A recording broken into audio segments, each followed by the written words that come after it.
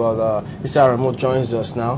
He's the Vice President, Nigeria Labour Congress. Morning, and thank you for coming on today. Good morning, Chapele. Well, yes, we did see the visit to the National Assembly over this Minimum Wage Act, seeking specifically to get it back to the exclusive list and not the concurrent one. Yes, the Senate President did speak, but at the time you went to the National Assembly, had the House of Representatives spoken on that matter? Actually, we had two visits. The day before, that was precisely on Tuesday. That was the day you were fighting?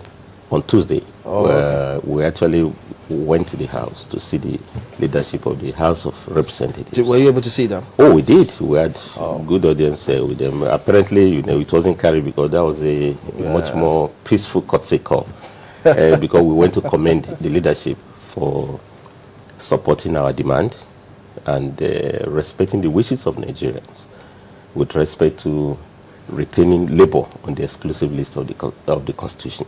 Don't forget that during the amendment process, the National Assembly went around the country, and one of the critical issues listed was the position of labor. And all Nigerians insisted that labor is too important. All Nigerians. I mean, the majority of Nigerians. All Nigerians. The consensus. We discuss it. I think that should be subjected to referendum. Let us truly see. What I'm saying is that the reason why the leadership of House of Reps said it wasn't bothered about the issue of labor beyond the exclusive was that they were just respecting the wishes of Nigerians. So they concur with us, they supported us. Now, but the one for the Senate, it was quite unfortunate, and that's why we needed to do that protest, to convey the feelings of Nigerian workers and Nigerians, majority of Nigerians, that if Nigerians have agreed that labor must be on the exclusive, why would the Senate do the other way around? But Senate said they were acting on what Nigerians want. No. I think after our interaction with the Senate leadership through that protest, they now know better. And you heard very well from the Senate president who said that they definitely have to revisit. Apparently, there was serious information gap. And what are the issues, Chamberlain? The issue is that on our Constitution now, labor issues, and in particular the minimum wage, are on the exclusive list. What does it mean? It means that only the federal government can legislate on the issue of minimum wage. And when we say minimum wage, we are just talking of a standard, minimum below which nobody will pay. You can pay more. Any state can pay more. And as I'm even talking to you, there are one or two states that still pay above the national minimum wage. But the point is that you need to protect the workers, not to fall below that level. And I think I should also make a clarification here. The assumption is that federal government just sit up to legislate on minimum wage. No. You realize that it took us effectively 2 years to agitate for the review of the old minimum wage. And let me go on memory lane here. The first minimum wage that we had in this country was in 1981 under President Shehu Shagari, Second Republic. It was 125 naira.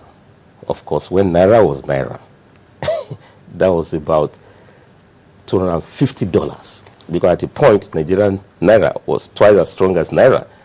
So in nominal terms today, that minimum wage, you may look at it to be small, but today, in nominal terms, it's even more than the 18,000 naira. Now, 1992, we reviewed it. That was under the military to 250. And by the time we got to 2000, when we returned to democracy, it was also reviewed to 5,500. That was under Comrade Adams Soshomole as the president of the NLC.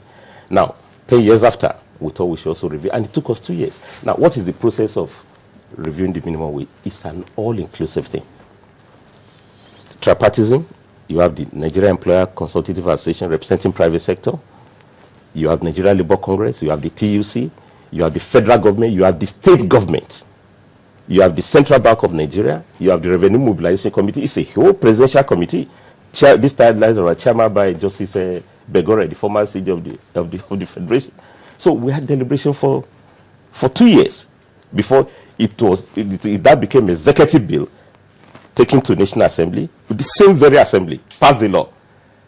You get the point. So, but unfortunately, and I think this is where the problem came in, And I think Comrade Adams, he did very well. We are quite proud of him to still not forget his consistency, if you do as a governor. He made the point that at a point when we were engaging in that negotiation, governors had all the privileges to go and make their case, either to make it less or more. But the quality of representation was extremely very poor, during that deliberation. Few of them were actually who saw the import of it. Now, it became a law. Then some of them are now saying, no, we couldn't pay. Okay, if you can't pay, then you go back to the process of the collective bargaining. You don't now say removed the power to legislate on the minimum wage from the exclusive list. That's quite self-serving.